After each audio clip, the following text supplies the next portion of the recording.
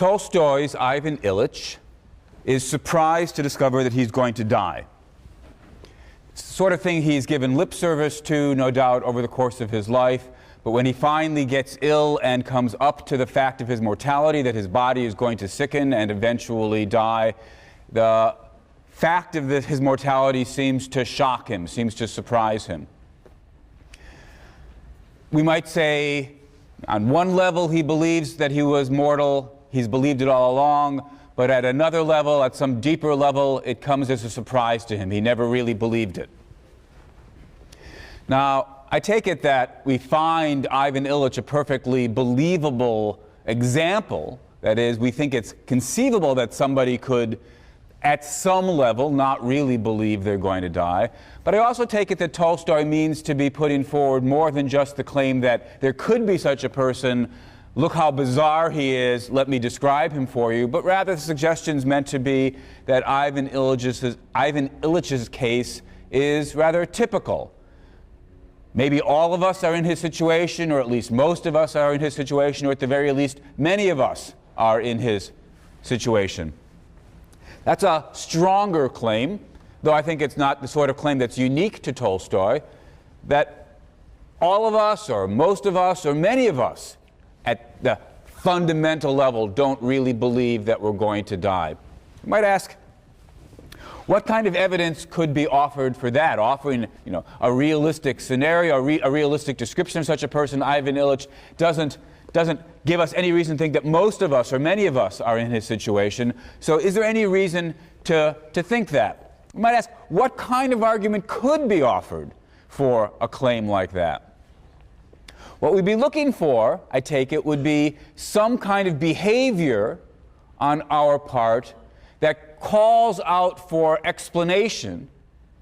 And the best explanation is to be had, this is how the argument would go, the best explanation is to be had by supposing that, those people who behave this way, let's suppose many of us who behave this way, the best explanation of that behavior is to be found by claiming that at some level, at some fundamental level, we don't really believe what we claim to believe. We don't really believe what we give lip service to.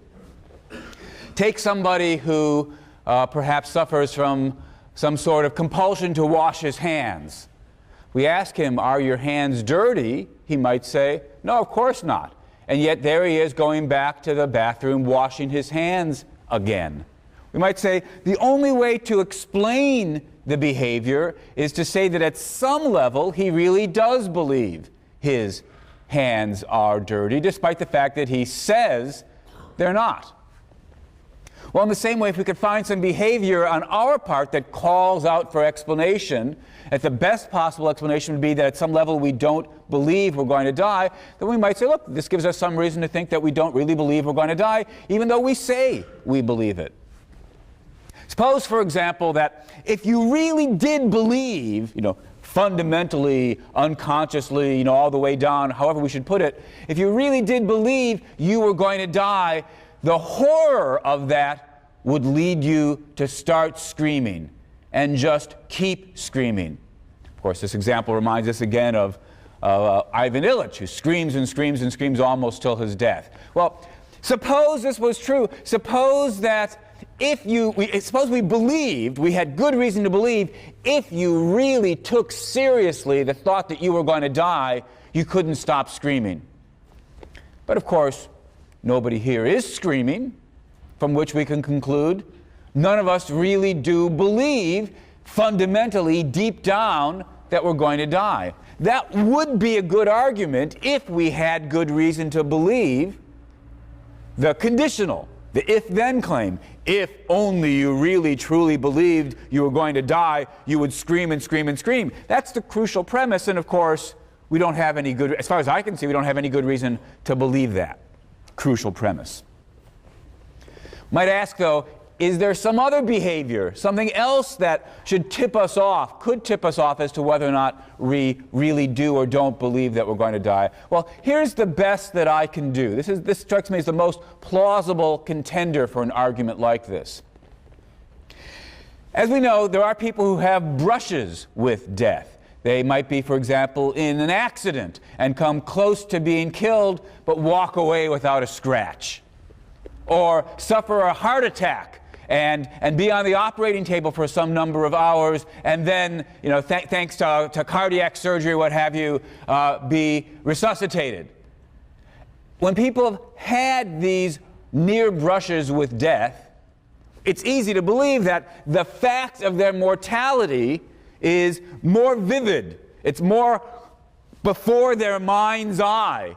It's something that they now really truly do believe. And the interesting point is, many people who have this sort of experience, for whom their mortality has become vivid, they often say, I've got to change my life. I need to spend less time at the office and more time with my family, telling the people that I love them, doing the things that are important to me, spend less time worrying about getting ahead, making money, getting the plasma TV, whatever it is. Let's suppose that this is true of all of us, or at least most of us. When we find the fact of our mortality is made vivid, when we really, truly can see that we're mortal, then we change our priorities. Stop giving all the time and attention to trying to get ahead in the rat race and spend more time with our loved ones doing what's important to us. Suppose that claim were true. Well, armed with that claim, we might notice, well, look, of course, most of us do spend a lot of time trying to get ahead, trying to earn a lot of money. Don't spend the bulk of our time doing the things that we really, truly think are most important to us. Don't tell our friends, don't tell our family members how much they mean to us, how much we love them. What are we to make of that fact? Well, maybe the explanation is, although we give lip service to the claim that we're mortal, at some more fundamental level, we don't truly believe it. The belief's not vivid for us. We don't believe it all the way down. Well, this is an argument, at least it seems to me, that has some chance of being right.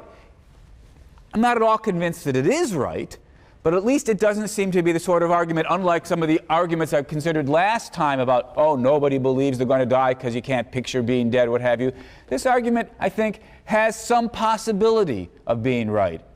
It does seem as though people who have brushes with death change their behavior in significant ways.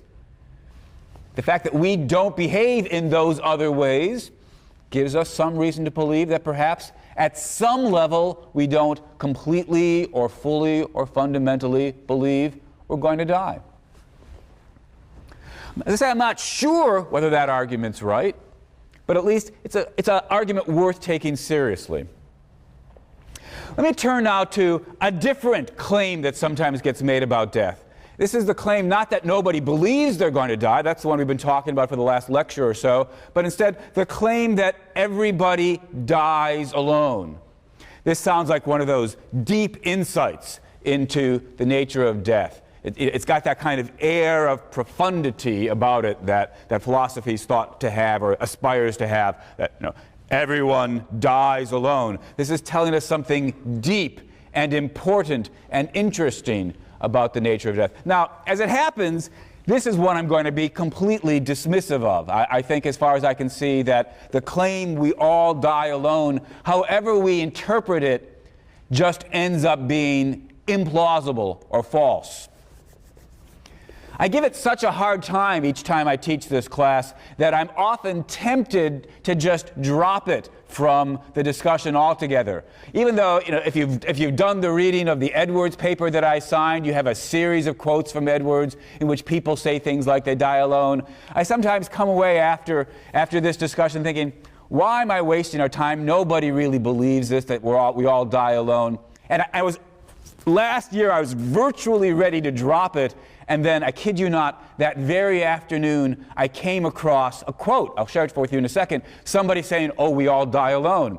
And then, I think it was 2 days later, a week later, I came across another quote of somebody saying, oh, we all die alone. Made me think, oh, I guess this is a common enough thought. So, here are the two quotes. But I think once you start looking for them, you find them every place. This first one is from the folk singer Loudon Wainwright III from his song Last Man on Earth. Quote, "We learn to live together and then we die alone."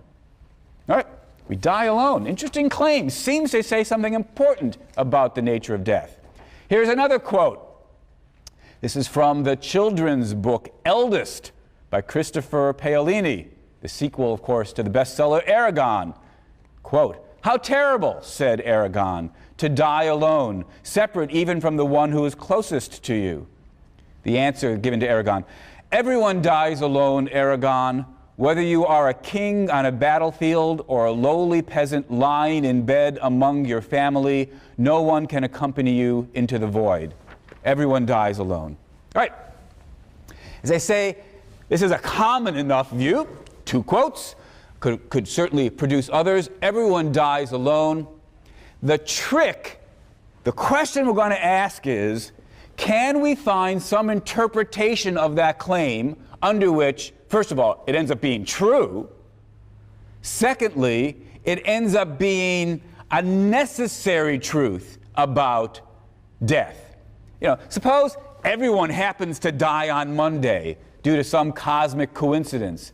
That might be sort of interesting, but wouldn't tell us something deep about the nature of death if people could just as easily die on Tuesday. If it happened to be that everybody dies in a room by themselves, that would be interesting. We might wonder what causes it, but it wouldn't be some deep insight into the nature of death. We're going to get a deep insight if it's a necessary truth about death that everyone dies alone. So it's got to be true. It's got to be a necessary truth. And of course, it's got to be an interesting claim. If, when we interpret the claim, everyone dies alone, that just ends up being a slightly pretentious way of saying everyone dies, we might say, oh yeah, that is true, and it is a necessary truth, but it's not especially surprising. It's not some deep, surprising insight into the nature of death. We all knew everyone dies. You take that familiar fact and you wrap it up in the language, everyone dies alone. If that's all you're saying, you're not saying anything interesting. When people say, you know, everyone dies alone, you're supposed to be gaining some deep insight into the nature of death. Finally, everyone dies alone is supposed to say something special about death.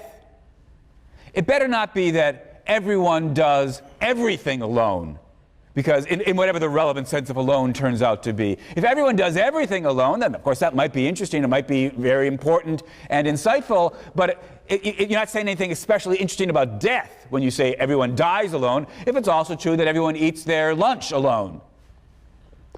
So, look, all this is just, as we begin to ask ourselves, what could it possibly mean when people say everyone dies alone?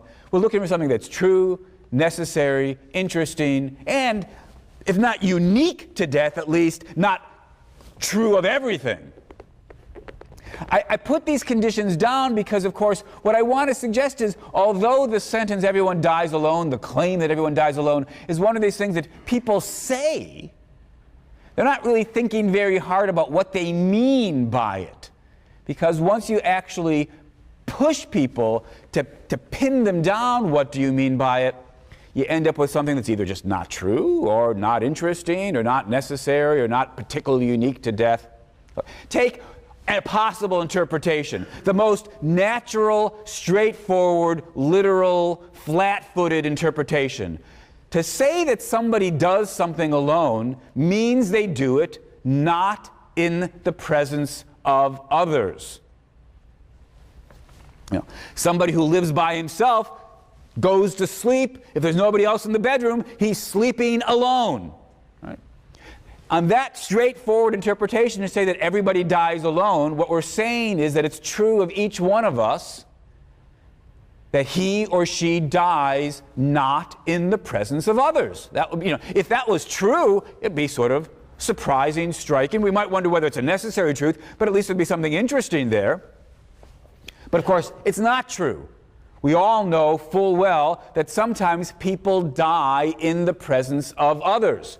We read earlier this semester Plato's Phaedo, which describes the death scene of Socrates. Socrates drinks the hemlock and dies in the presence of his friends and disciples. Socrates does not die alone. And of course, we know that there are many, many other cases in which people die in the presence of their friends, family, loved ones. It's just not true, given that interpretation, to say we all die alone. So if that's what the claim means, it's false. Our challenge is to find some other interpretation of the claim. All right, second possibility.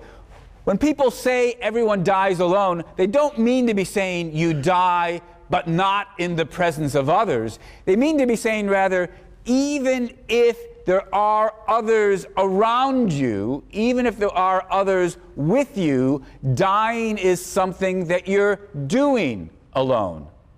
They aren't dying. Socrates' friends and disciples are not dying. He's the only one dying. And so everyone dies alone in that sense.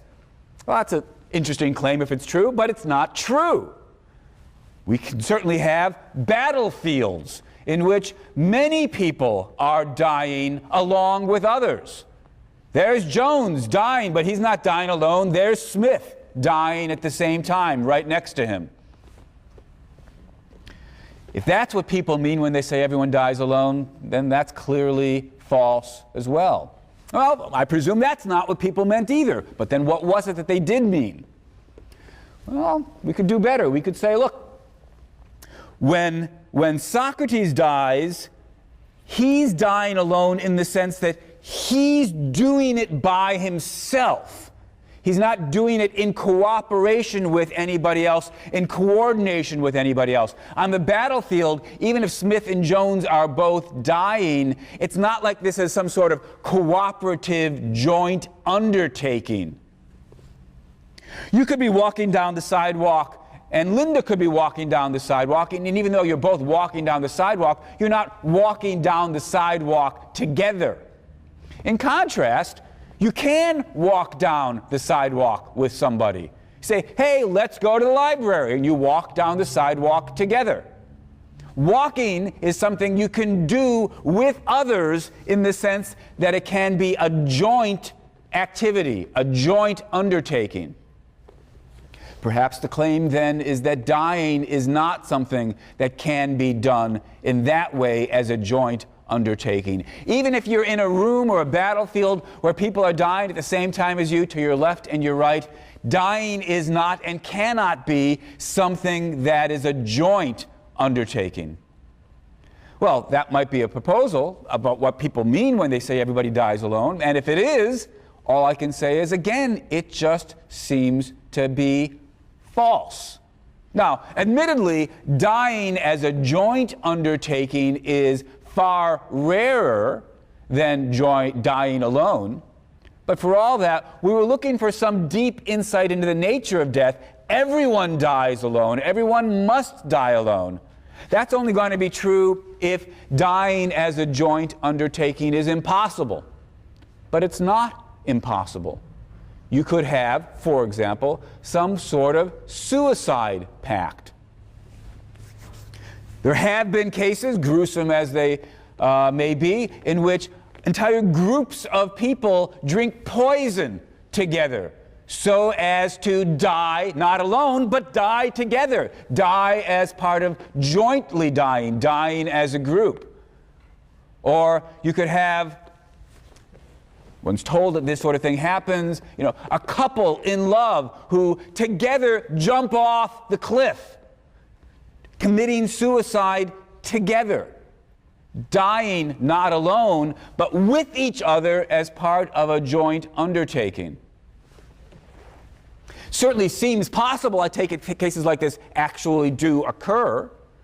So if somebody comes along and says, no, everybody dies alone, and dying as part of a joint undertaking is impossible, they're just saying something false. These joint undertakings are like, well, you might think of them analogous to playing chamber music with a string quartet.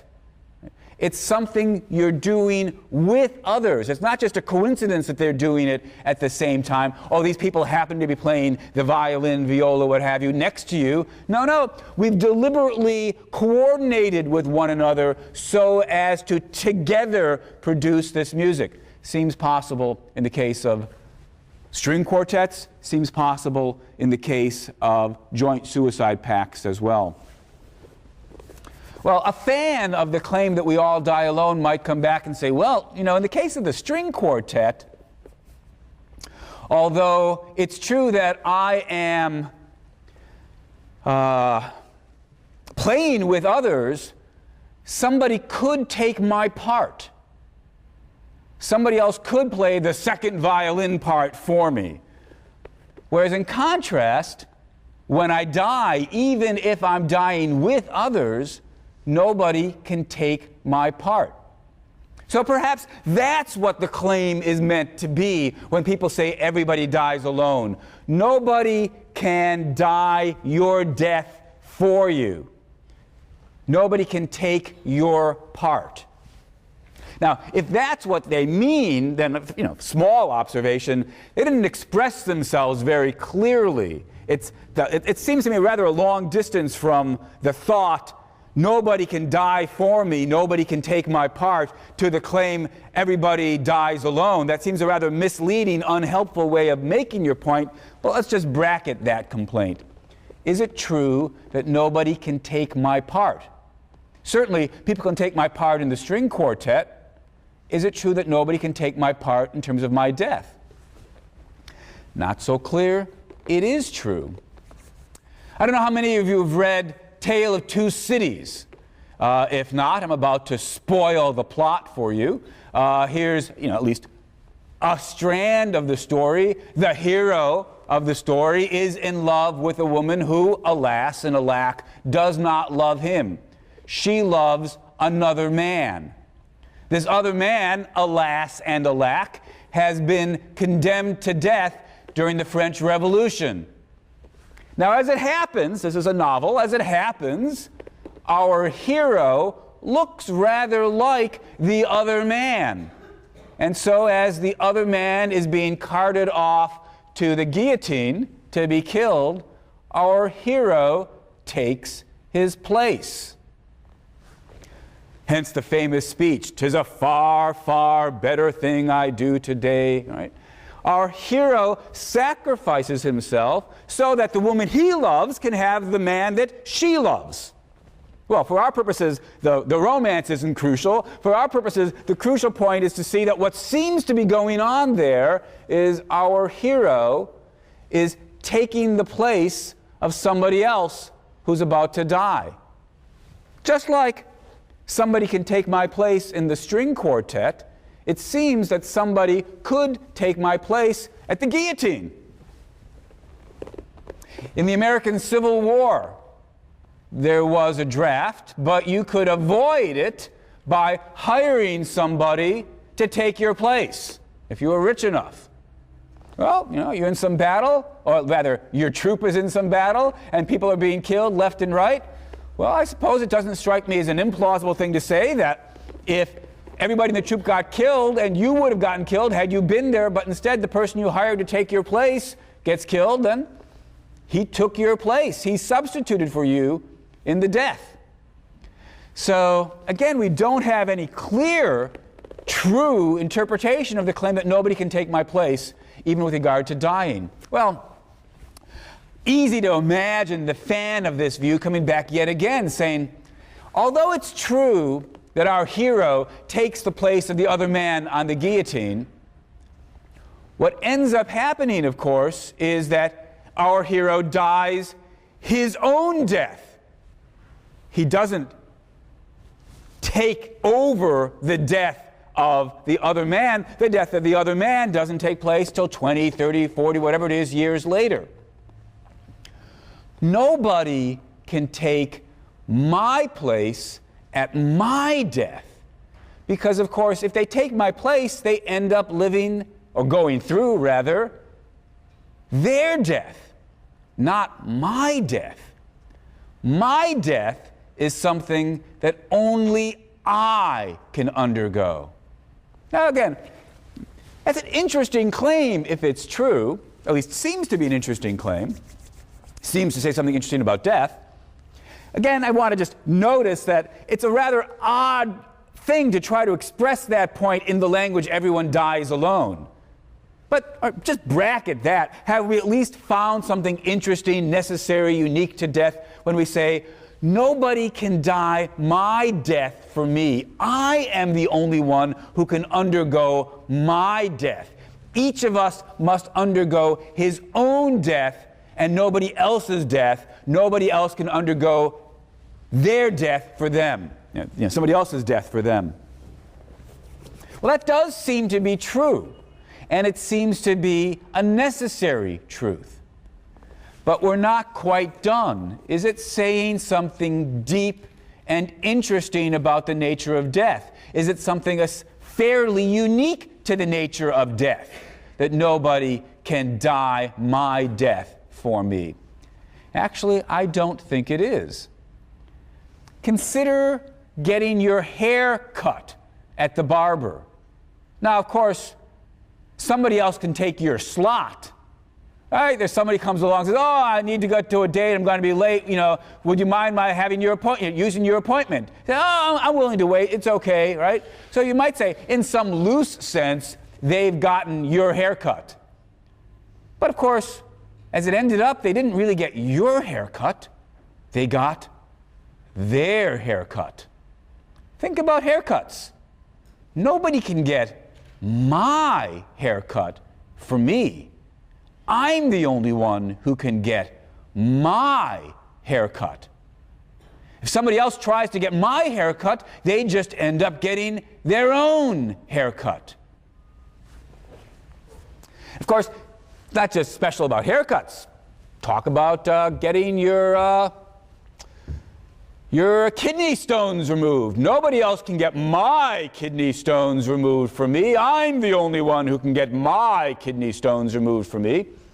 Think about eating lunch. Nobody can eat my lunch for me. If somebody else tries to eat my lunch, it becomes their lunch. They've eaten their lunch for themselves. Nobody can eat my lunch for me except for me. If you think about it, it's true about just about everything. Maybe indeed everything. You emphasize the word my enough, nobody can do much of anything for me and still have it be my such and such.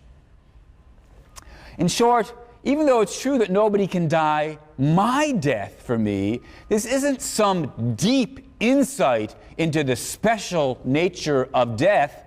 It's just a trivial grammatical point about the meaning of the word my.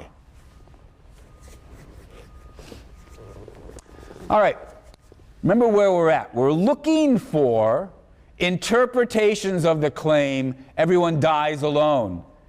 And by now we've gone rather far afield in the search for an interpretation of that claim, but we have not yet been able to find a claim, an interpretation which is true, interesting, fairly special about death as opposed to trivially true about everything, and giving us some relatively interesting insight into the nature of death.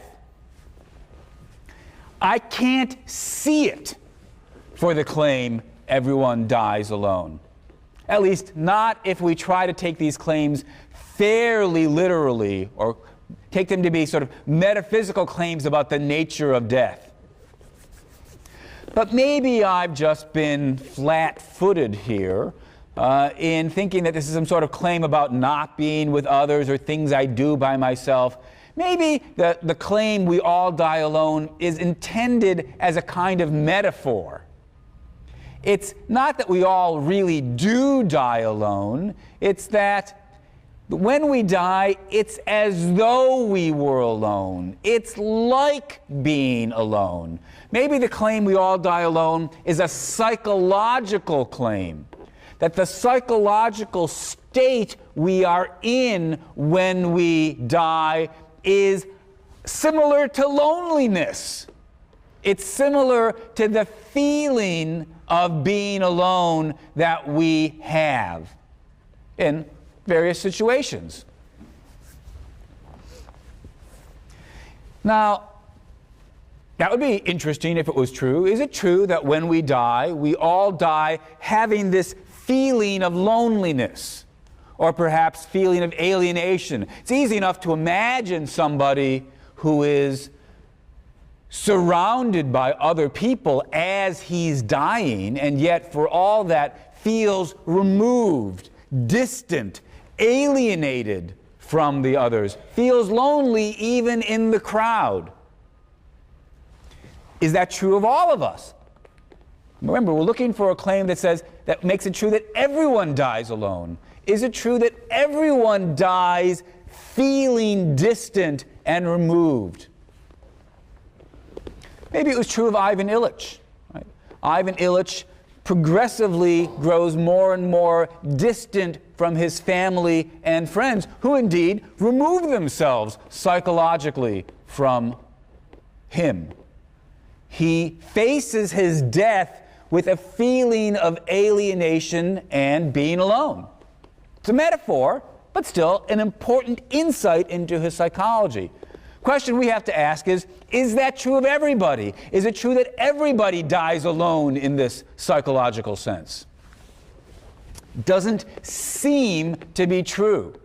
First of all, just notice the obvious point that sometimes people die in their sleep, unexpectedly.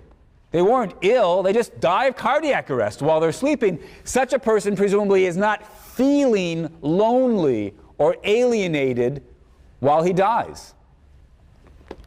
Well, you might say, okay, what we meant was anybody who's sort of awake while they're dying dies alone. That's not true either. You're crossing the street, talking to your friend, engaged in lively discussion, so lively you don't notice the truck that's about to hit you. Truck hits you, you die painlessly and immediately. Well, were you feeling alienated and distant during your final moments? No, doesn't seem right either. So it certainly doesn't seem true to say that everybody dies feeling these psychological feelings of loneliness. Well, maybe what we should have to do is revise the claim yet again. Everybody who dies awake, realizing that they're dying, facing the fact that they're dying, we all, of whom that's true, we all die alone as long as we realize we're dying. That would take care of the sleep case, that would take care of the truck case. Is the claim true then? It would still be interesting if it was true, even given those restrictions. But it doesn't seem true then either.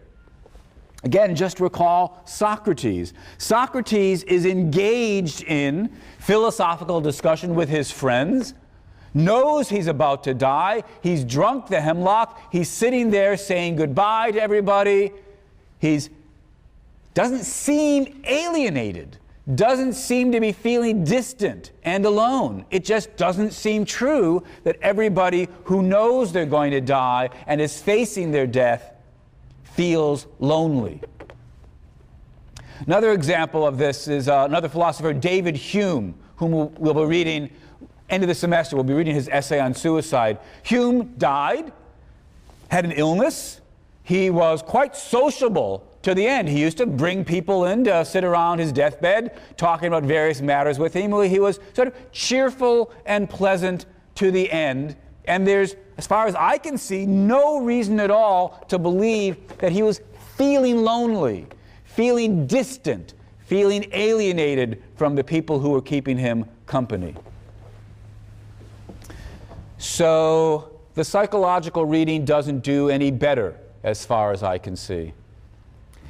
Well, maybe there's some other interpretation, and I invite you to reflect on the question. Is it true that we all die alone? Is there some way of understanding that claim where it's true, a necessary truth, fairly special and unique, if not altogether unique, at least fairly special about death, showing us some deep insight into the nature of death, as opposed to some trivial insight about the way the possessive first-person pronoun my works? I can't find it. So despite the fact that the claim we all die alone is one of these things that one hears, I think it's just nonsense. I think it's people talking without giving a moment's thought to what they meant when they said it. All right, where are we? For the first half of the course, we've been engaged in metaphysics, broadly speaking. We've been trying to get clear about the nature of the person, what we're composed of, so that we could then try to get clearer about the nature of survival and identity of persons, so that we could think about the nature of death, metaphysically speaking. What happens when we die? And as you know, I've defended the physicalist conception according to which all we are just bodies capable of doing some fancy tricks, capable of P functioning. And details aside, death is a matter of the body breaking so that it's no longer able to engage in P functioning. As we saw, depending on the particular details of which theory of personal identity you accept, you know, the body view, the brain view, the personality theory of personal identity, we might have to say slightly different things about whether the death of my body means I no longer exist, whether we should distinguish between the death of the body, the death of the person, and so forth. But those details aside, roughly speaking, the following is true. When the body breaks, I cease to exist as a person. And even if we can hold out the logical possibility of my being resurrected or my continuing to exist with a different body as long as it's got my personality, if you happen to accept the personality theory, even though there's the logical possibility of surviving my death or coming back to life, I see no good reason to believe that those logical possibilities are actual. As far as I can see, when my body dies, that's it. As a fan of the body view, I believe I'll still exist for a while. I'll exist as a corpse, but that's not the kind of thing about existence that mattered to me. In terms of what mattered to me, what I wanted was not just that I exist, but that I be alive, indeed be a person with pretty much the same personality. And the truth of the matter is, when my body dies, that's all history. That's where we're at in terms of the metaphysics. We could summarize this by saying, when I die, I cease to exist.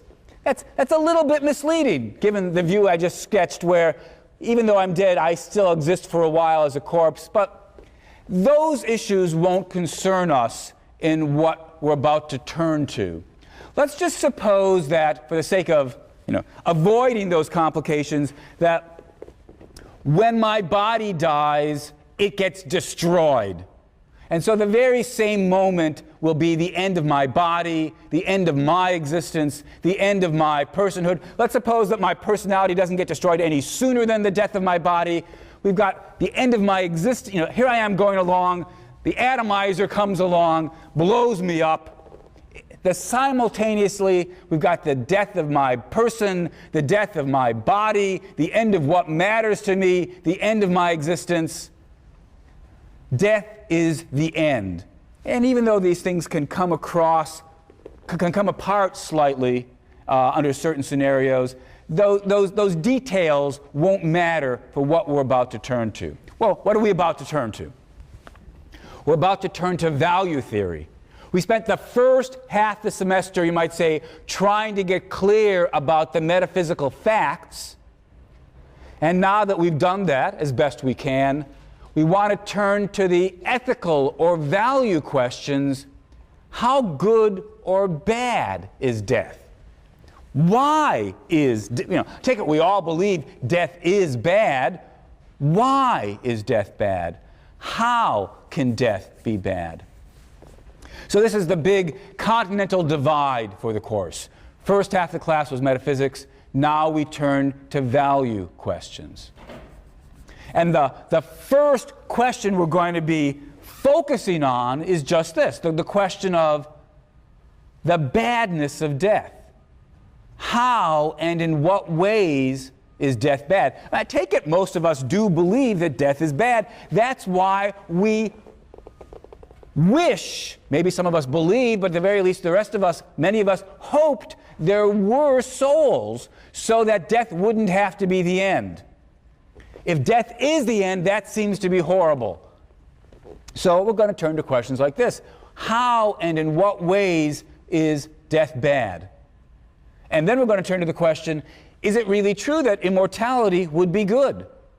And eventually we turn to some other value questions about if death really is the end, should we be afraid of death? I take it that fear of death is quite common, but we can actually evaluate different emotions and think about whether these emotional responses are appropriate or not. So we can ask whether or not fear of death is appropriate. We'll turn eventually to the question, how should we live in light of the fact that death is the end? And the last question we'll turn to is, could it ever make sense to kill ourselves? So these are the kind of moral or value questions we'll be concerned with till the end of the term. But the first one is simply, is death bad, as we typically take it to be? And if so, what is it about it that makes it bad? So, again, I'm going to suppose here on out that the metaphysical view that I've been sketching is right. That physicalism is true, the death of my body is the end of my existence as a person. Death is my end. Well, if that's right, how can it be bad for me to die? After all, once I'm dead, I don't exist. If I don't exist, how can it be bad for me that I'm dead?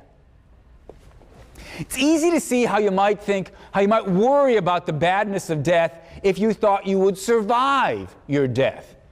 And if you believed in a soul, then you might worry about, oh gosh, what's going to happen to my soul after I die? Am I going to make it up to heaven? Am I going to go to hell? You might worry about how badly off you're going to be once you're dead.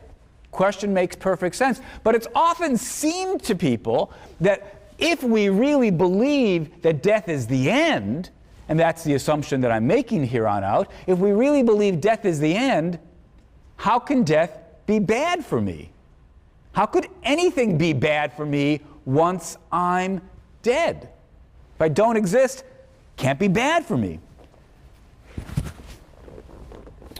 Well, sometimes in response to this thought, people respond by saying, look, death isn't bad for the person who's dead. Death is bad for the survivors. John's death isn't bad for John. John's death is bad for the people who loved John and now have to continue living without John. John's death is bad for John's friends and family. When somebody dies, we lose the chance to continue interacting with the person. We're no longer able to talk with them, spend time with them, watch a movie, look at the sunset, have a laugh.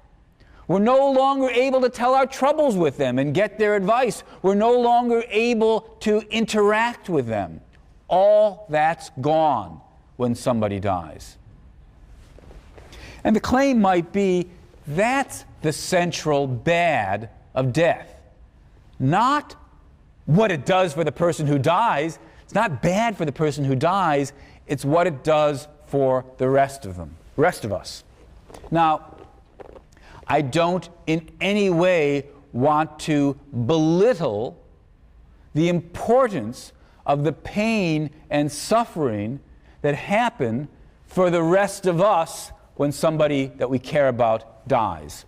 Indeed, let me take a moment and read a poem that emphasizes this thought. because this is certainly one central, very bad thing about death. It robs us of our friends, we, the survivors, it robs us of our friends and loved ones. Poem. Poem is called Separation.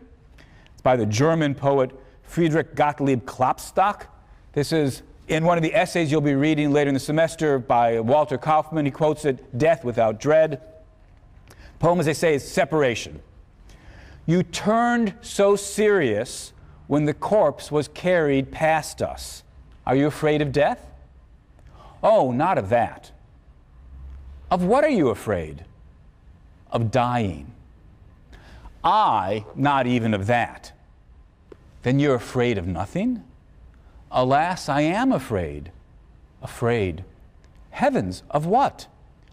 Of parting from my friends, and not mine only, of their parting too. That's why I turned more serious even than you did, deeper in the soul, when the corpse was carried past us. The poem's called Separation. According to Klopstock, the crucial badness of death is losing your friends. When they die, you lose them. As I say, I don't in any way want to belittle the central badness of that, but I don't think it can be at the core in terms of what's bad about death. I don't think that can be the central fact about why death is bad. And to see this, let me tell you two stories. Compare them. Story number one. Your friend is about to go on the spaceship which is going to do the exploration of Jupiter or whatever. And they're going to be gone for years. Years and years. So it takes so long that by the time the spaceship comes back, 100 years will have gone by. Maybe it's not Jupiter, it's farther away. Worse still, after about 20 minutes after the ship takes off, all radio contact between ship and Earth will be destroyed. Won't be possible because of the speed. It's not going to Jupiter, it's going to some other planetary system. So all possibility of communication will be destroyed. Now, this is horrible. You're losing your closest friend. You will no longer be able to talk to them, share the moments, get their insights and advice. You'll no longer be able to tell them about the things that have been going on. It's the same kind of separation that Klopstock was talking about. It's horrible and it's sad. That was story number one. Story number two, just like story number one, the spaceship takes off, and about 15 minutes later, it explodes in a horrible accident, and everybody on the spaceship, including your friend, is killed. Now, I take it that story number two is worse. Something worse has taken place. Well, what's the worst thing? We've got, of course, the very same separation we had in story number one. I can't communicate in the future with my friend, they can't communicate with me, but we had that already in story number one. If there's something worse about story number two, and I think it's pretty clear there is something worse, it's not the separation. It's something about the fact that your friend has died. Now, of course, this is worse for me as somebody who cares about my friend, that he's died, but the explanation of what's bad for me in his having died is the fact that it's bad for him to have died. And the badness for him isn't just a matter of separation, because that we already had in number one. We couldn't communicate with him, he couldn't communicate with us. If we want to get at the central badness of death, it seems to me, we can't focus on the badness of separation, the badness for the survivors. We have to think about how could it be true that death is bad for the person that dies?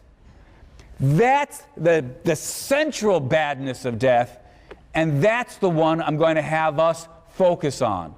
How could it be true that death is bad for the person that dies? That's the question we turn to next time.